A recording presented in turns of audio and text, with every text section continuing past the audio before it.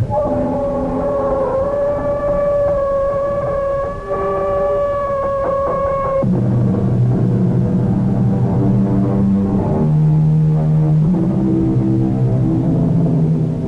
in. Welcome. I'm E.G. Marshall. In 1778, Friedrich Anton Mesmer astounded Paris and the medical world by introducing what he termed a new medical theory, the theory he called animal magnetism. Although he was discredited and accused of being a practitioner of black magic, mesmerism was to continue to fascinate medical men, till it flowered into the present-day wholly scientific and important branch of medicine called hypnotism. That is today. But a century and a half ago, it was misunderstood and misused, with many of the men who practiced it unprincipled and little better than sorcerers. This is the story of one such. Dr. Nugent, you may now wake up. What? Did you say something, Professor Valdemar? Quite a good deal in the last 5 minutes, Doctor. Good Lord. Is it 5 minutes since you put me out? Believe it or not, in another few minutes I'm going to let you judge for yourself. I am going to let you put me under the influence.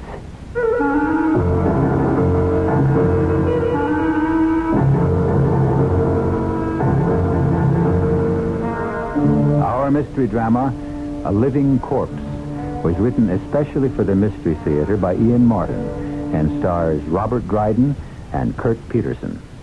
It is sponsored in part by Buick Motor Division and Listerine lozenges.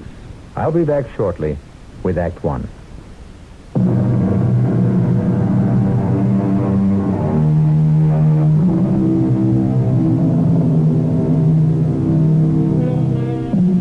Have you ever been hypnotized?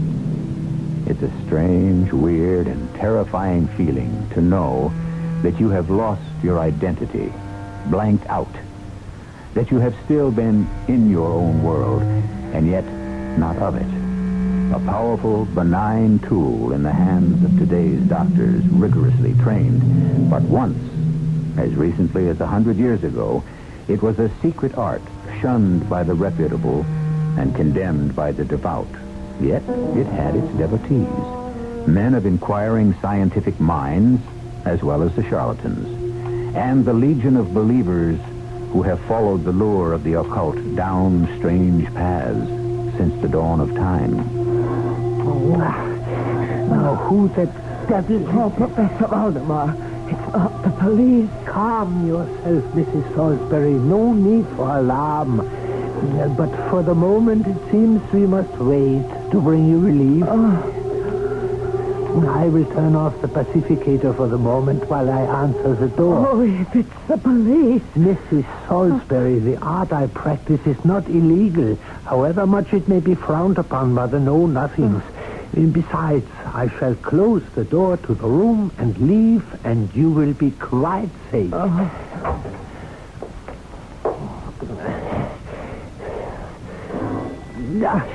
Very well, I'm coming.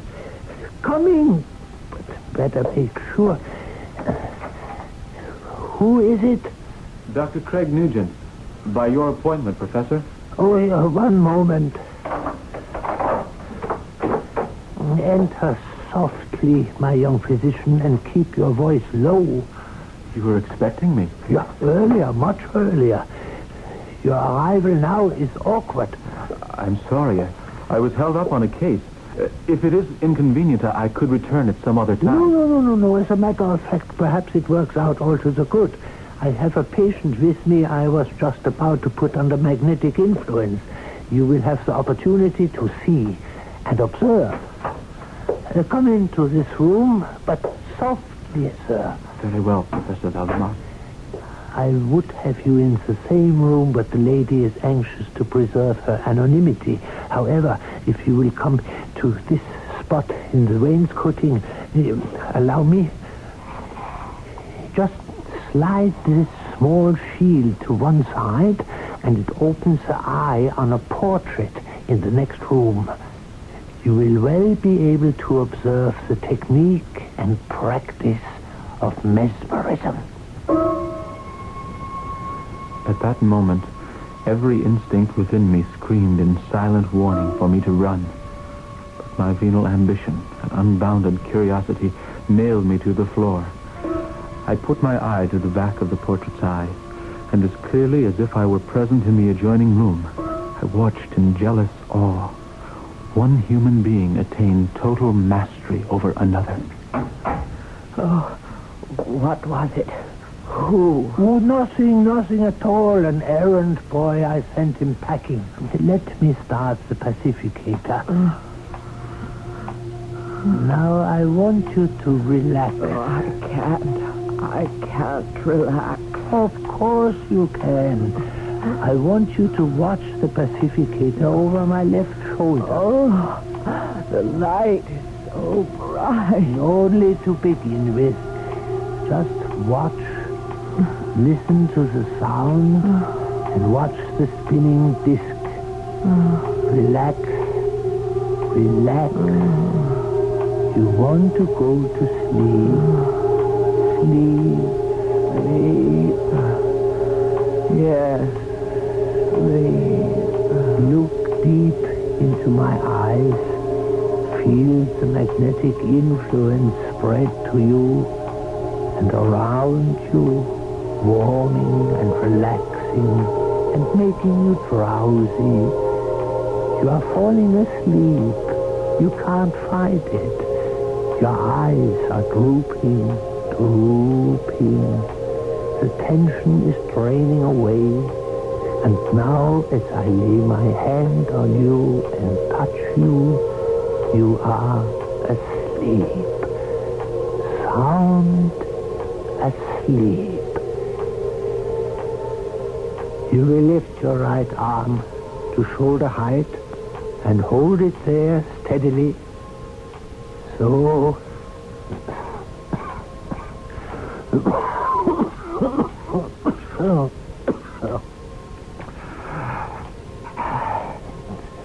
Well, Dr. Nugent, are you still there? At the peephole? You need have no fear of speaking up. She will not hear you. You're certain she won't? Just as certain as I am that she will continue to hold out her hand and arm straight from the shoulder, no matter what weight is placed on it. Yeah, observe. That heavy cold scuttle, she couldn't possibly hold that with her arm as it is. Oh, but she will, and she can. Look. That's possible. With mesmerism, nothing is impossible. So. She need hold this no longer. The point is proven. You may put your arm down now, Mrs. Salisbury. That's right. Now, do you still have your headache? Yes, my temples are bursting. It's like a knife plunging into my brain. If I could only get some relief.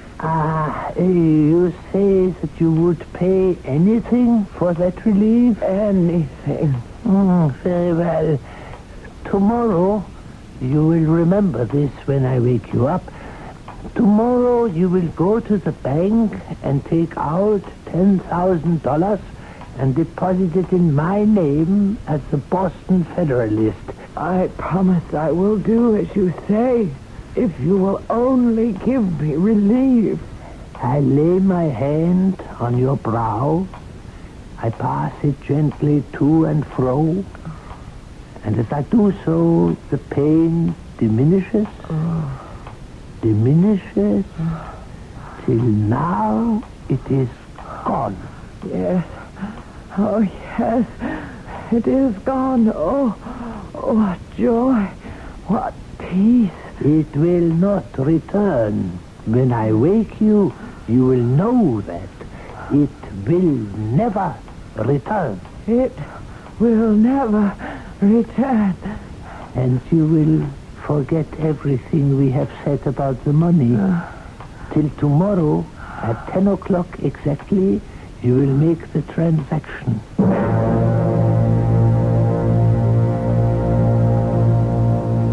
I had watched all the foregoing in open-mouthed amazement. A woman cured of incurable migraine headache, for when she woke it was gone. A woman paying him $15 for the session, but who had promised to deposit $10,000 the next day?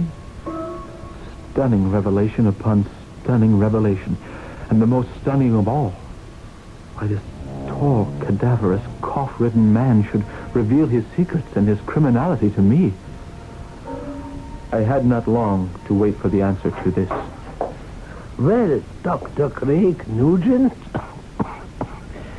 were you edified and intrigued? Both. And astounded.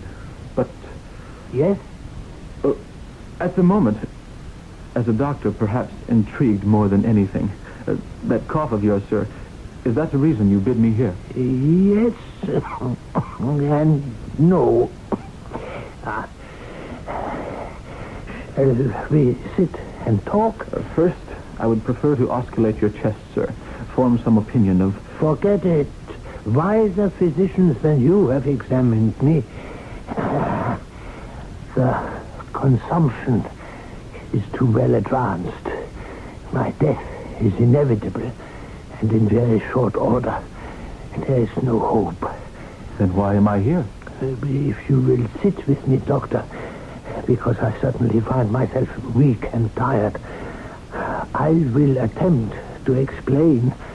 But first, let me ring for my wife. I am sure you would enjoy a glass of port as we talk. In any case, I am anxious to have you meet her. I'm sure the pleasure and the privilege is all mine.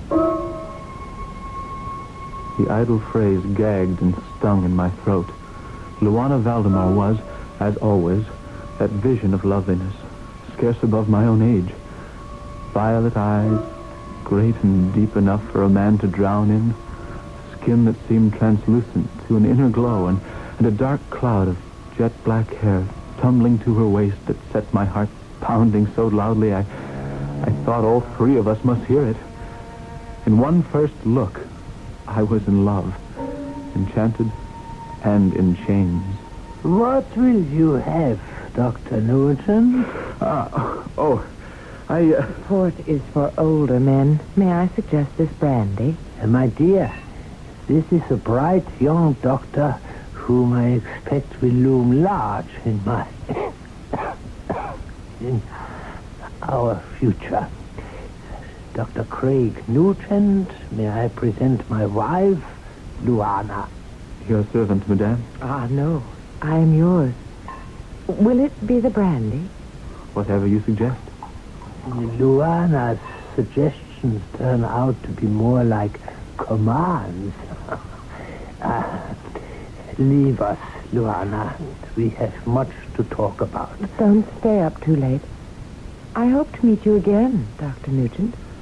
I sincerely hope so, Madame Valdemar. You will. You will. Now, off with you. Whatever you command, my husband. You are not drinking your brandy, Doctor. Oh, no, yes, sir. It is excellent brandy.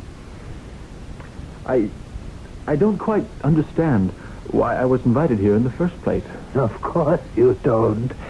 I think if you will entertain my proposition, you and I have a great deal to offer each other. For a beginning...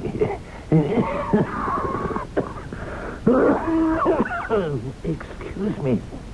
If you would pour me some more port. Of course. And once I have soothed this accursed scratching throat of mine, I can make a start about explaining all about the end.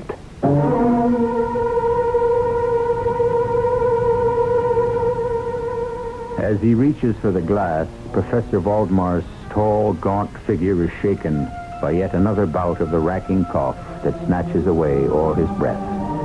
In medical dismay, young Dr. Craig is helpless to do anything to relieve him or to imagine what on earth kind of service he can offer this strange and half-dead man. I shall return shortly with Act 2.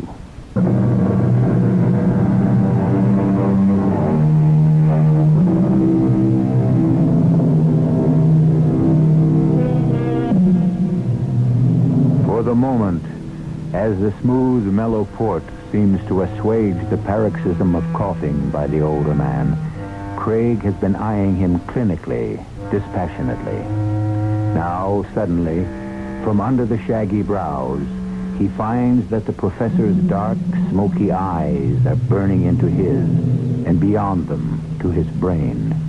For a second, he can almost feel the world slip away from him. And then, with an effort, as he tears his eyes away, he finds himself his own man again. That's a wicked cough, Professor Valdemar. Yeah. I am beyond medical help. However, you might still help me. How would you like to know all my secrets? The study of a lifetime. You have one thing I never had. That precious sheepskin, that open sesame to acceptance by everyone. I could never put anyone into a sleep or a trance. Oh, you could. If you knew the secret, all it takes is that. And you are prepared to tell me that? If you prove as apt a pupil as I believe you will, and on the giving of a solemn promise from you to me... I'm a little bewildered. I don't know what to say. You need not answer tonight. It is late and I am very tired. But I must know by tomorrow. For my time... Well, I don't have to tell a doctor. My time is short. Must I make the promise before I learn the secret? No. Then suppose I refuse to give it after you have taught me what you know. You won't. I promise you. You won't. I left that strange house with my head spinning. I'd walked there during the twilight, but now it was almost pitch dark. My way lighted only by an occasional street lamp. I hadn't gone more than 50 yards from the door when suddenly a figure swam suddenly out of the murky gloom. Come with me. Juana! No, it's too dangerous. He might see us. Right here, in the shadow of the postern gate. Oh, dear Lord. I nearly fainted when I saw you in the house tonight. What brought you there? He summoned me. What did he want? Oh, he knows about us. No, darling, no. Although he knows too much about too many things. The man is evil. He makes my flesh crawl. How could you have married him? I told you. A young girl has little say in picking a husband. I think he mesmerized both you and your father. I know he did, Papa. He left every cent to him to pursue his work.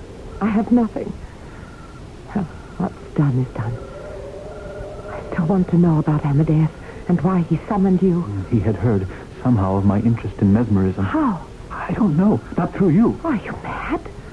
If he knew about us, if he even suspected I had ever met you before... Oh, it doesn't bear thinking on. How could he know? We've been so careful. Never too careful with him. He's diabolical. I have a terrible feeling he knows.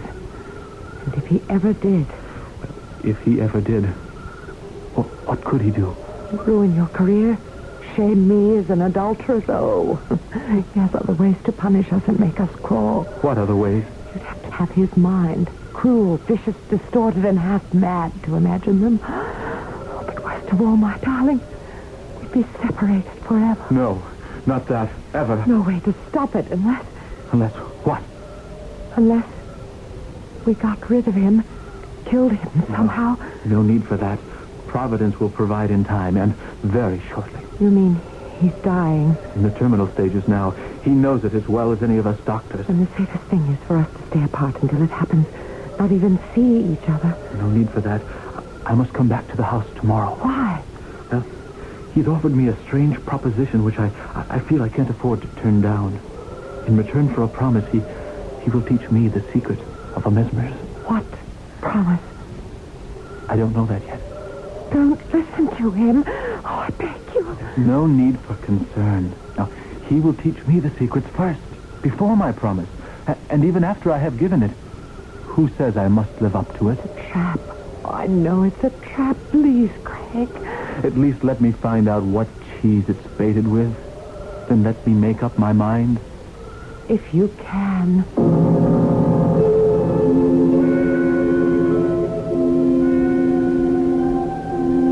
I should have listened to Luana, but other compulsions were driving me on. I don't defend myself. I was everything that Valdemar himself had named me, and I had to gamble. I couldn't pass up the chance of a lifetime. So, my young friend, you have decided to accept the bargain, yeah? At least to listen to the terms, Professor. Yeah, by all means.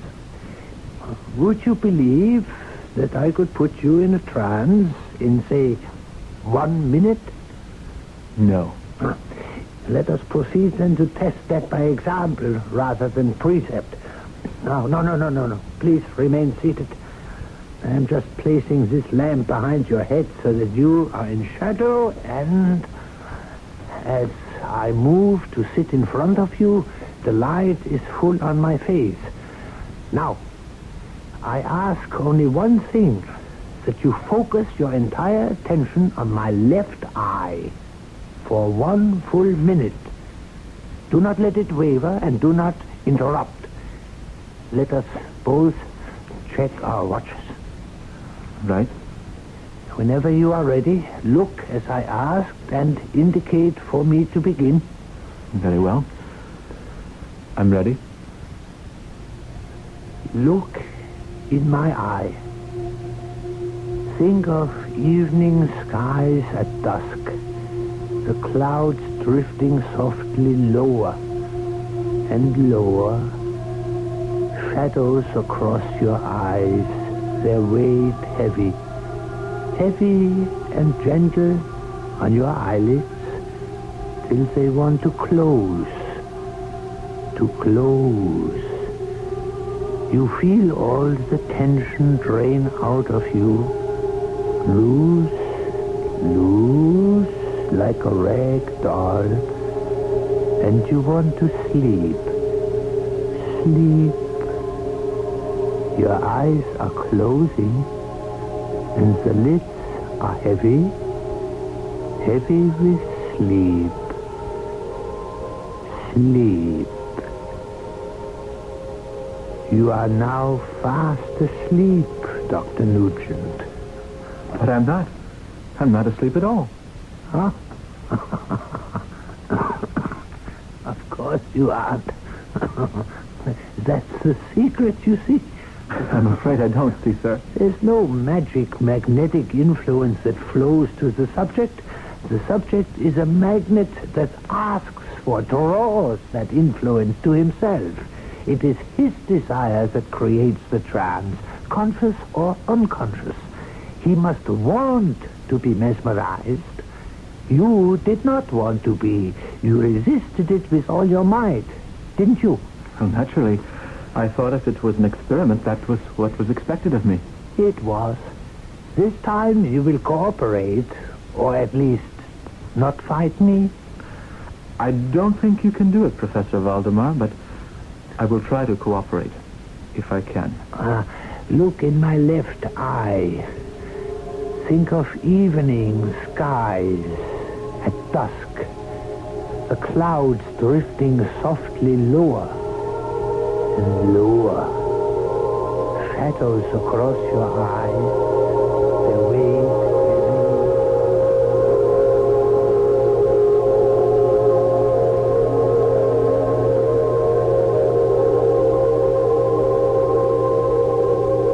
You are now fast asleep. Asleep. Dr. Nugent, can you hear me? Not even the blink of an eye, huh? I could cut your throat from ear to ear for the horns you have put on my head, and you would be none the wiser. But softly, softly, you shall be made to pay in time.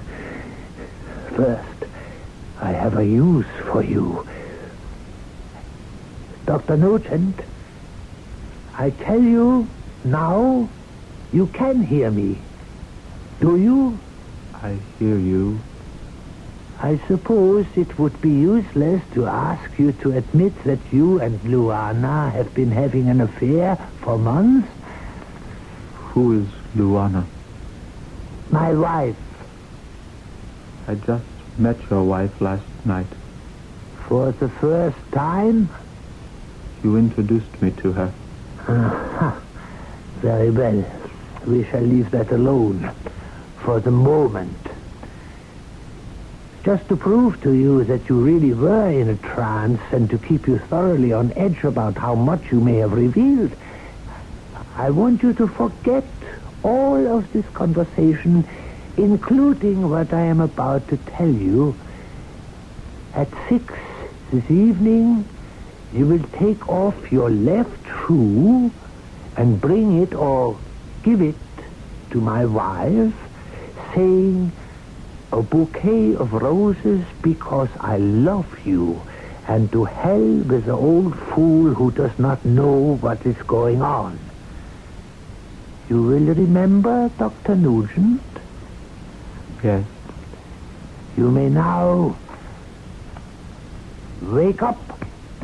What? Did you say something, Professor Valdemar? Quite a good deal. Did you really put me out? Believe it or not, I'm going to let you judge for yourself. I'm going to let you put me under. But first, it is time for me to ask for my payment and your promise. I hope I can deliver. So do I.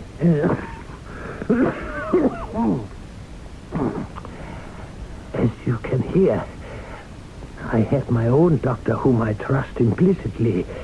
He finally has told me that my life can be measured in hours. I want you to promise to be by my bedside. I want you to do for me what has never been done before. I want you to mesmerize me in articulo mortis, in the act of death. But just before it, so that the old man with the scythe will be stopped in his tracks.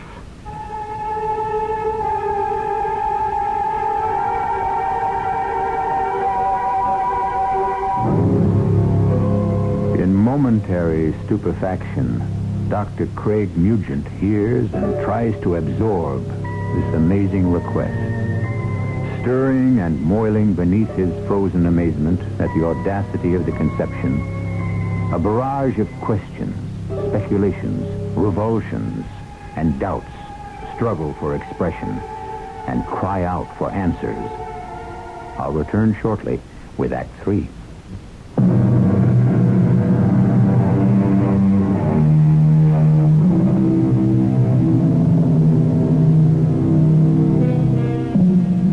Remember, this is before the middle of the 19th century. Physicians were just beginning to grapple with physiology, the process of life. Death, the great mystery still, and perhaps forever, was then a total one. There existed almost no apparatus to prolong life, such as is common practice today. Death then was inevitable. It was occasionally predictable, but always total, except in the case of Professor Amadeus Valdemar. Easy, lady. Easy. All right, Luana. I have Letty's bridle. Let me help you dismount. I can manage. Watch the mare. She's as nervous as I am. Let's get back in among the trees by the river. Why did you risk passing me that note as you saw me out? I heard you make a promise I hope you have no intention of keeping. You heard? The secret of the peephole in the portrait I discovered long ago. How? Because on the few occasions I've been able to resist his magnetic influence, pretending to be under it, I have watched Amadeus like a hawk, hoping against hope somehow to find a way to freedom. Oh, it will not be long until you do. Not with your help. What do you mean? Until I met you, Craig. What do you think has kept me alive during all these loathsome years? The knowledge that at least when he died I would be a rich woman. But if he doesn't die, how can I inherit all his wealth? He will die. Not if you keep the promise you made. Luana, my darling, now listen to me. Even if I did keep it, the body is finite. No occult power could keep it alive or stop the disintegration of the cells once the heart has stopped and the blood ceased to flow. But suppose you are wrong, Craig. Suppose you put my husband just before death into a kind of suspended animation. Then what? If he is really on the point of death, I can always bring him out of it, can't I? I don't know. I don't trust Amadeus. He knows about us. What makes you think so? I will quote you his own words once he had put you under. I could cut your throat for the horns you have put on my head, and you would be none the wiser. You shall be made to pay in time. Oh, Craig. I'm still not convinced we cannot outwit him. We are not in control. I am, or I will be. Oh, do you really believe that? Oh, Craig, you are so naive. What do you mean, naive? I know exactly what I'm doing, and exactly what I plan to do. And no one can take over my mind unless I want them. Excuse me. Here, my love, a bouquet of roses because I love you, and to hell with the old fool who doesn't know what's going on. What? Your boot? No, take it. This bouquet of roses.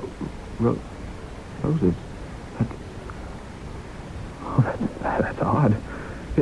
It's one of my boots that I'm holding in my hand. The left one, just as he told you, to offer me as roses at 6 o'clock tonight while you were mesmerized. Now do you see why I fear him? He's always one step ahead of us, all the way.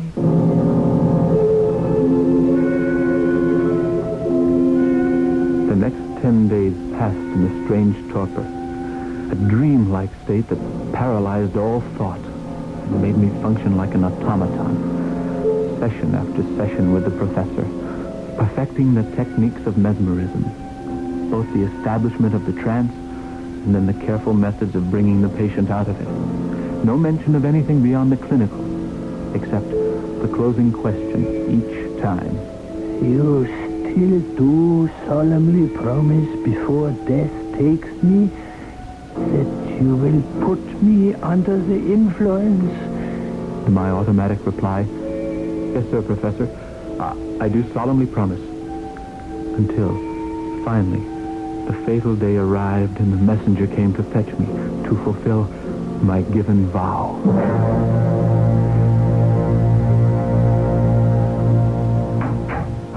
How is he?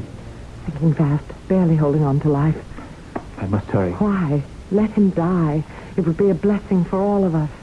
I can't do that, Luana. You realize if you keep him legally alive that I am left with nothing? You have me. I don't have you. I can't have you as long as I'm married to Amadeus. We can go on as before. No, we can't. Not even if I wanted to. People will be watching us now. But I love you. How can you and make of me what you plan to? A nurse to a living corpse, tied hand and foot to its service night and day. You keep him alive, and I might as well be dead forever as far as you are concerned. I climbed the stairs, outwardly calm, but inwardly a seething storm of emotion and indecision. At the open door to the bedroom, I stopped. That you, Nugent? Yes, Professor? Where, in the name of conscience, have you been? You still wish to be mesmerized? Wish? I command it by virtue of our compact. and your sacred and solemn promise. Which I might choose to break? Oh, no, my dear doctor. I told you you will keep that promise. If you entertain any notion of not doing so, I have made certain provisions to make you weigh your decision carefully. What provisions? My affairs are in the hands of my solicitor. Not one penny goes to my wife by virtue of an early marriage settlement, except an amount enough to maintain my body in suspended animation with her as its keeper. How can you demand such a monstrous thing? How could you, with your young body and easy morals, have done such a monstrous thing as steal her from me? I beg you to understand it was not her fault. I have no time to listen to your son.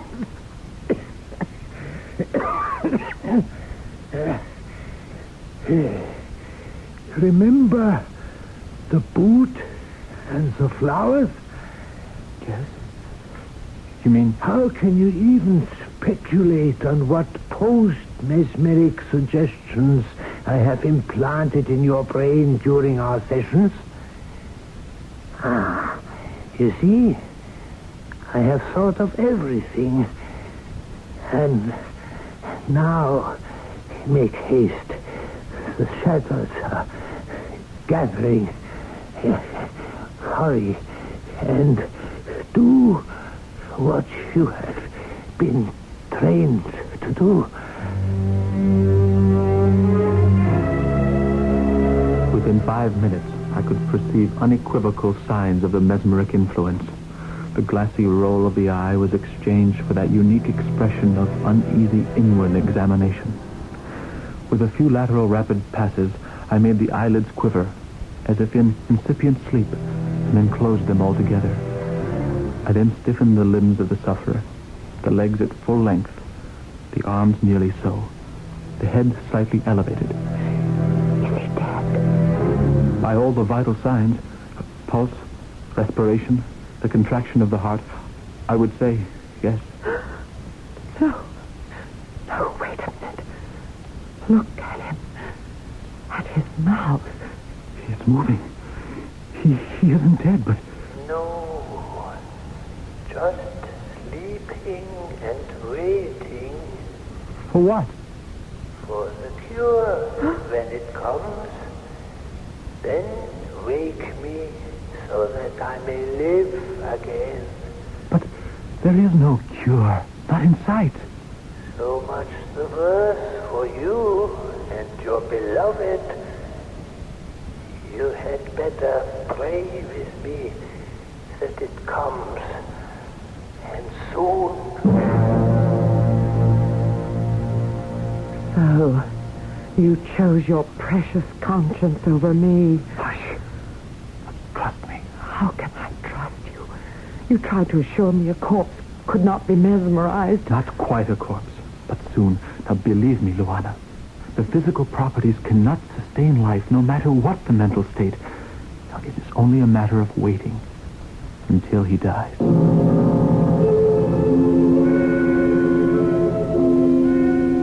And wait we did, hour succeeding hour, day succeeding day, and week and month, until finally it had to be faced. Moribund the professor might be, dead he was not, nor would be till brought out of trance.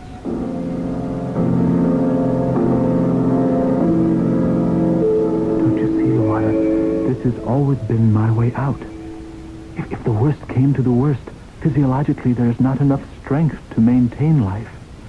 Now, at last, with a clear conscience, I can do what I never promised not to do. I can bring him out of the trance. Why have you waited this long? I could assign many reasons, but suddenly I realize I don't quite know. Only that we wait no longer.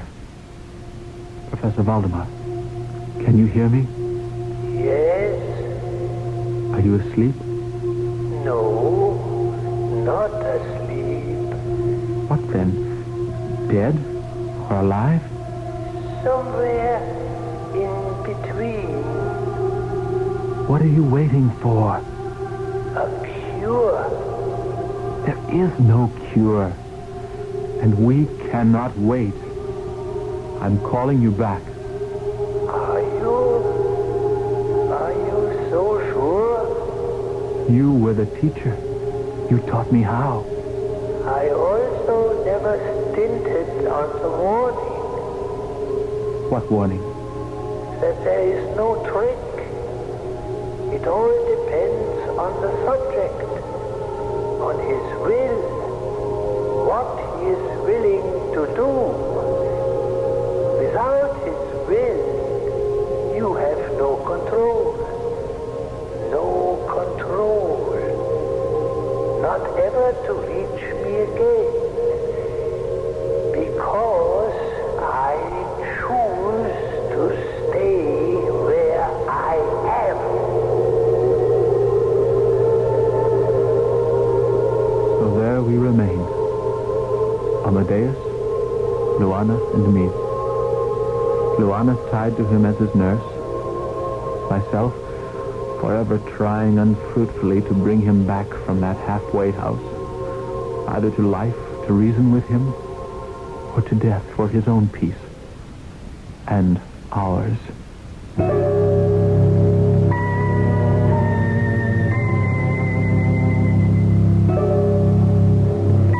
In the Hall of Records, having heard this strange tale, I busied myself to look up the principles. The records are fragmentary and incomplete. There is no mention of Amadeus, but I did discover 2 death certificates issued in a case of accidental drownings, or possibly a suicide pact, listed in police files. The names were Dr. Nugent and a woman identified only as a Mrs. Valdemar. Close enough to prove or disprove our story? Does it matter? I'll be back shortly.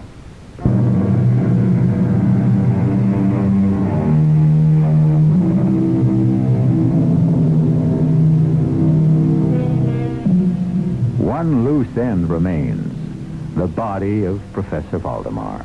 That I could find no trace of. Only vague hints here and there of a cult that believed that death might be held at bay by placing bodies in suspended animation, much as the proponents of cryogenics or deep freezing propose today. Amadeus Valdemar could have been reawakened and long ago cured, and with the passage of time, gone to his ultimate reward. The only thing that tends to irk is that I'm sorry to tell you, we'll never really quite know, will we? Our cast included Robert Dryden, Kurt Peterson, and Patricia Elliott. The entire production was under the direction of Himan Brown. And now, a preview of our next tale. Would you advise me to take the old road or the turnpike? Why, the old road is over 120 miles. The turnpike but 97. You impose on me.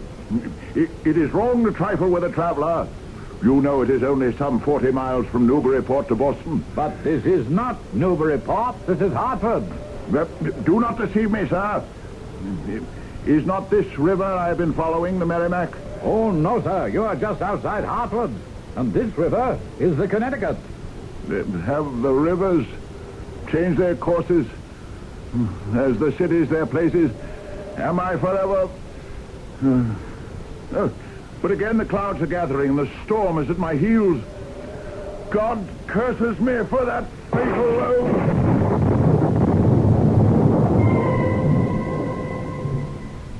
Radio Mystery Theater was sponsored in part by Listerine Lozenges and Buick Motor Division. This is E.G. Marshall inviting you to return to our Mystery Theater for another adventure in the macabre. Until next time, pleasant dreams.